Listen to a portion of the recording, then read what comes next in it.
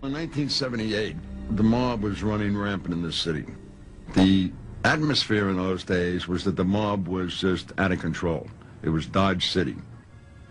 In New York City in 1978, the mob consisted of 5 organized crime families: the Gambinos, the Bonanos, the Colombos, the Lucchese's, the Genovese. These families adhered to strict rules of organization and protocol. The top of the family is the boss of the family, and then there's an underboss, a consigliere, and then below them are capos, who are significant leaders of the family. Under them, they have maid members who are actually sworn-in members of the family, and below the maid members are what they call associates. People could be associated with a capo or with a maid member of the family and carry out the business of the mafia family. One of these associates was Jimmy the Gent Burke, a lifelong criminal working out of the Ozone Park neighborhood in Queens. Jimmy Burke was notorious in law enforcement circles as being an absolute reckless individual. Because of his Irish heritage, Jimmy could not be a made member of the mob, meaning he couldn't reach its highest levels. But he was still very active. He was a tough guy's tough guy, and he was an earner. Jimmy Burke brought in money, and that brought the kind of respect from captains and bosses that even legitimate Italian heritage couldn't. Burke headed a gang, or crew as the mob called it, that was involved in bookmaking, cigarette smuggling, loan sharking, and their most profitable venture, hijacking merchandise from JFK International Airport. In the case of Kennedy Airport, there were 2 dominant families there. At that time, there were the Gambino family and John Gotti's crew, and the Lucchese crime family and Jimmy Burke's crew, which kind of split the airport with John Gotti. Truck hijacking was rampant at Kennedy Airport. You know, we used to grab a few loads every week, just about. I mean, it was like taking candy from a baby. It was almost as if the airport was the mafia's ATM. You know, if you needed easy cash, you would go hijack a couple of trucks at the airport, and it would be a load of TVs or a load of shrimp. You know, it didn't matter. They knew how to move merchandise on the street. Kennedy Airport was an easy mark. You had the unions there. You had a lot of the workforce who were gamblers with gambling debts. So you had a steady stream of inside information. Kennedy Airport was easy pickings for the mob. And if a hijacking occurred, police could place good bets on where it had been planned. We believed at the time that most of the planning of any hijacking at Kennedy Airport came out of Robert's Lounge via Jimmy Burke. Robert's Lounge was a famous place not only in the underworld but also in law enforcement. Robert's Lounge was Jimmy Burke's headquarters for years and years. Jimmy had owned the building. He owned that building, owned the building next door. We had a club downstairs in the basement. It was a clubhouse and also a drinking bar and restaurant. We used to gamble in the basement. We had a nice club fixed up there. We had bocce courts in the back. It was, you know, a place to hang out. It was very close to JFK Airport. There was a lot of airport employees hung out there. We got a lot of information from those people. And that connection with airport employees paid off. In fact, it led to the biggest heist in U.S. history. The robbery of the Lufthansa cargo building was the brainchild of a Lufthansa cargo worker by the name of Peter Grunwald. He was actually a clerical employee at the cargo building, and he realized that large sums of money and significant things of value were passing through the cargo building all the time. He then came up with the idea of how to execute the robbery, but he couldn't find anybody to do it. He went to a bowling buddy of his who also worked at the cargo building, a fellow by the name of Lou Werner. Werner, deeply in debt from gambling losses, seized on this plan as a way to pay off his bookie. What Werner did was he double-crossed Peter Grunwald, and he took his plan and he went to a runner for a bookmaker. He knew a person by the name of Frank Mena. Mena, in turn, put Werner together with Martin Krugman, who was a big-time bookmaker. Krugman took the idea to Henry Hill, a close confidant of Jimmy the Gent. He says he was going to get us all lucky, you know, for the holidays. I didn't put too much stock in what he had said, but as he continued to, you know, to tell me the story and produce more stuff, it started to shape up. The plan was to rob Lufthansa Airlines of the cash in their high-value storage area. This money came into the airport from Europe, destined for U.S. banks. Usually the money was held at Lufthansa for a few hours, but occasionally, if it came in after the Brinks trucks had left, it was held until the next business day. Because it was cash from Americans overseas exchanging currency, it was in small bills with non-sequential serial numbers. Jimmy knew that with good inside information, this could be a great score. Two more members of Jimmy's crew, Robert "Frenchy" McMahon and Joe "Buddha" Manriquez, were sent to interview Werner. They were the only contacts from the crew that Werner would ever meet. Frenchy and Joe Buddha met with Lou Werner and got a full set of plans. Then Jimmy and myself, we started to put together the rest of the crew. The team that would perform the robbery would include Joe Buddha, Frenchy, Vincent Asaro, Jimmy's son Frankie, Angelo Seppi, and Jimmy's close friend Tommy DeSimone. Tommy DeSimone was a complete psychopath. He would think nothing of killing anyone at the drop of a hat. With Tommy and the rest of the gang set, the next step was clearing the robbery with the gang's capo, or captain, Paul Vario, a powerful member of the Lucchese family. Before Jimmy Burke could carry out the Lufthansa robbery, he would have had to have had approval from Paul Vario. It would have been his responsibility to share a good portion of the proceeds with Vario. Once approval was given, the final plan was set. Werner would watch Lufthansa's cargo logs for the next large shipment of cash from Europe. They start mapping out a way to execute the robbery, thinking sometime around Christmas. What happens is their plans get expedited because on a Friday afternoon, there is a big shipment of money coming into the United States from Germany. And it is cash that was spent by probably American tourists and others in foreign countries and had been accumulated and was being shipped to Chase Manhattan Bank here in New York City. Usually, incoming money was immediately transferred from the airport to the bank via Brinks trucks.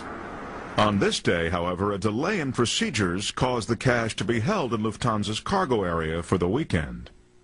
Werner wasn't involved in the delay, but after the Brinks guards left, he discovered the shipment. Werner immediately left work and called up Joe Buddha. Buddha then got in touch with Burke, and the robbery was executed on an expedited basis on Sunday evening.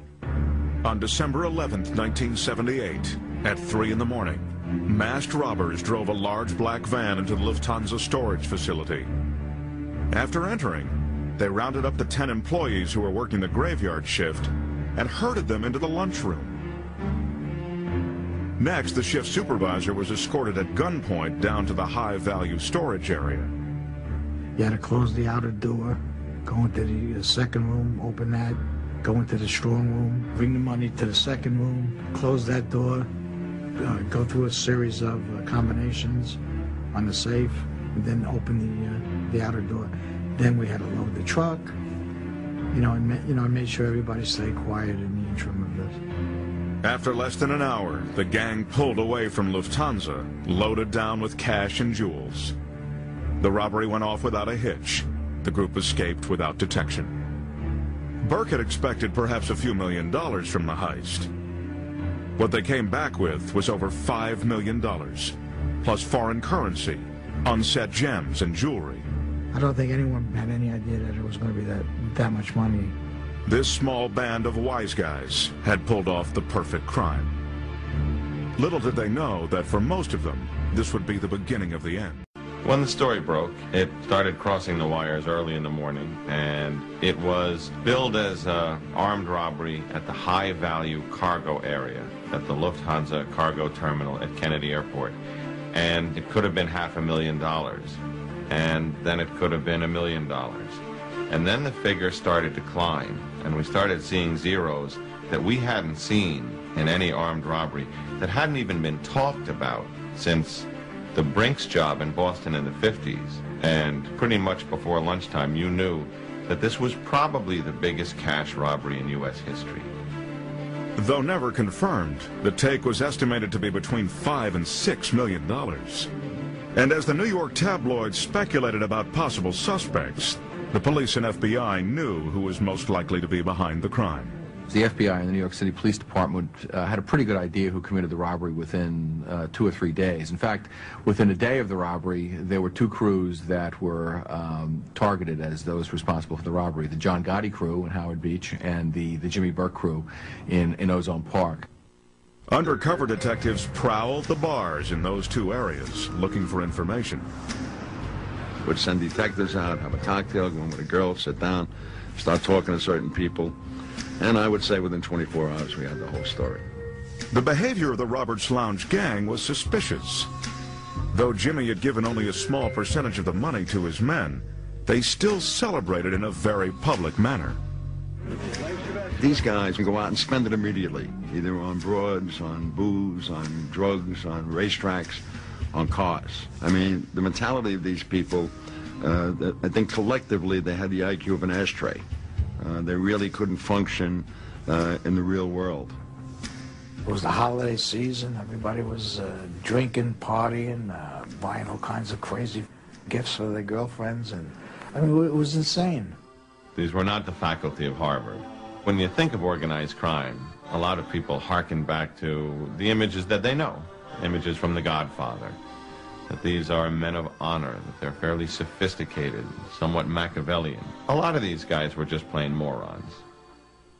Despite the crew's reckless spending spree, the task of proving them guilty didn't prove to be easy. Jimmy's reputation as a vicious killer meant people with information would not risk going on the record with any allegations. Knowing and proving are always 2 different things in law enforcement. Very quickly, everybody knew that this was Jimmy Burke and his crew behind the robbery, but being able to prove that required one of 2 things. You either needed forensic evidence like Jimmy Burke or Tommy DeSimone or Henry Hill's fingerprints. You needed to recover some of that money during a search at one of their premises, or you needed somebody talking about it. And at the time immediately following the robbery, they didn't have any of those things. Authorities did, however, catch a break when they recovered the van described by a witness as being used in the heist. Part of the master plan had been for crew member Stephen Stax Edwards to get rid of the van by having it crushed in a mob-controlled junkyard the night of the robbery. He got drunk and loaded that night. He was supposed to stay straight, take the truck to Jersey, have it put in a masher and crushed. He proceeded to leave it in the city, fingerprints all over it, and go back home and go to sleep. When word got out to the press that fingerprints had been found, Jimmy Burke knew they had to belong to Stax. The rest of the crew had worn gloves. Burke decided that Stax's connection to the gang had to be eliminated. Stax was the first one to get whacked. He got whacked a couple of days after the robbery. Stax lived in the neighborhood, about 120th Street, 114th Avenue. Angelo Seppi and Tommy DeSimone did, in fact, go up to his apartment. Stax was in the middle of eating, and in fact, he was in the middle of eating some form of chicken dinner. And they walked in. Tommy DeSimone shot and killed Stax with a piece of chicken left in his mouth. Soon after this murder, bookie Marty Krugman, who had brought the robbery to Jimmy, was killed. Burke was beginning to cover his tracks.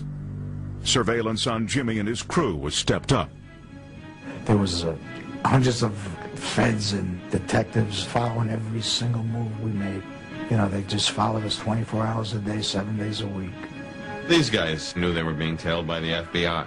They knew they were being tailed by the NYPD. There was a running joke at the time that, you know, if you were one of the half-dozen people being looked at heavy in the Lufthansa case, if you went across the Triborough Bridge, the Triborough Bridge and Tunnel Authority made like a lot of money that day, because there was 8 cars behind you.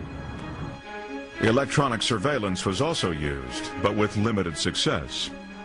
Jimmy Burke was an extremely sophisticated, clever person, and was able to neutralize any attempts that we made at conducting electronic surveillance.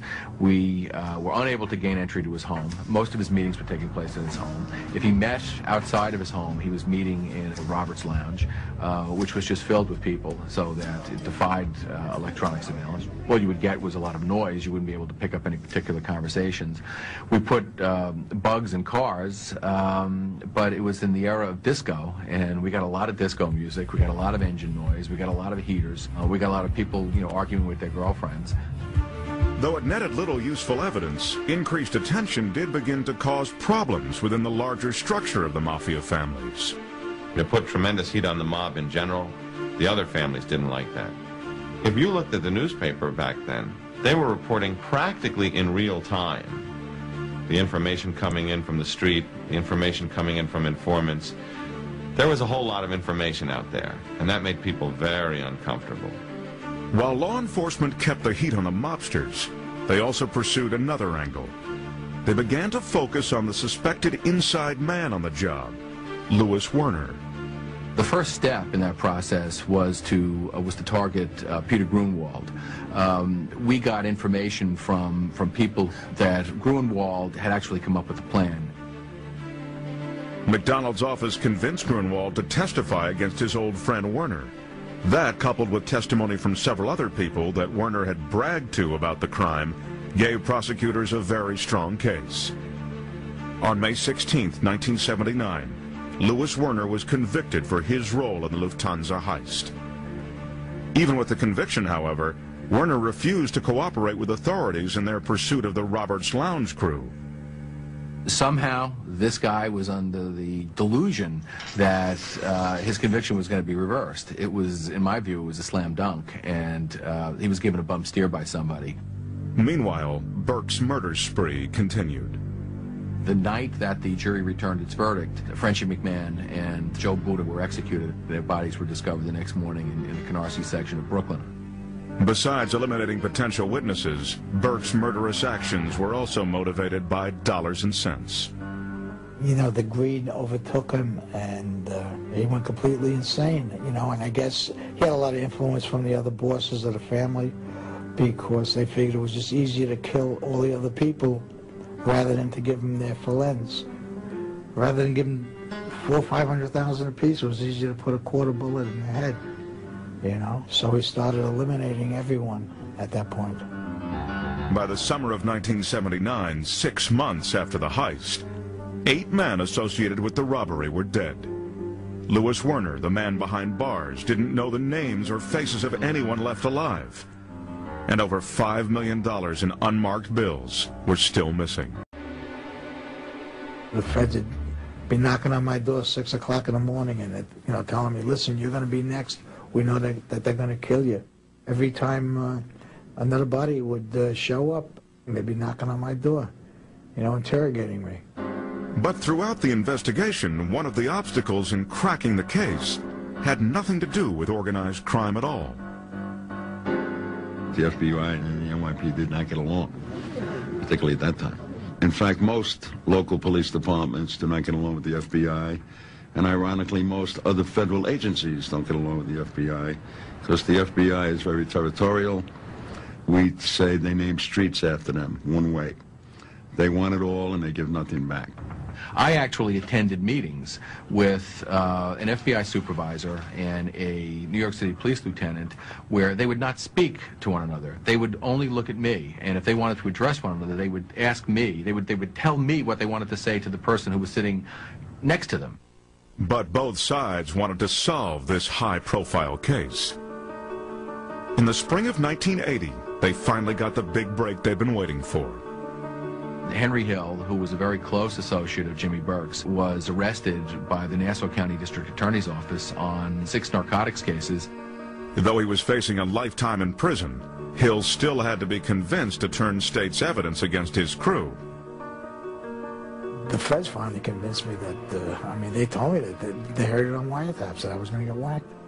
You know, you're a part of an organization all your life. You know, there was many times that, you know, I put my life on the line for those people. They put their life on the line for me. I figured that I was more important to Jimmy and Paulie. It was so hard to believe what was happening at the time for me. You know, that everybody was getting killed, and how ruthless these people really were. I started to realize that it was money, it was the greed that, you know, that was making them do this. And, you know, little by little, the more people that got killed, you know, the more I started to realize that, you know, I just might be one of them eventually. Because most of the witnesses that could corroborate Hill's leads on Lufthansa had been killed, Prosecutors focused on another strategy to put Lufthansa mastermind Jimmy Burke and his boss Paul Vario behind bars. The FBI, when they do question you, they make you what they call a queen for a day.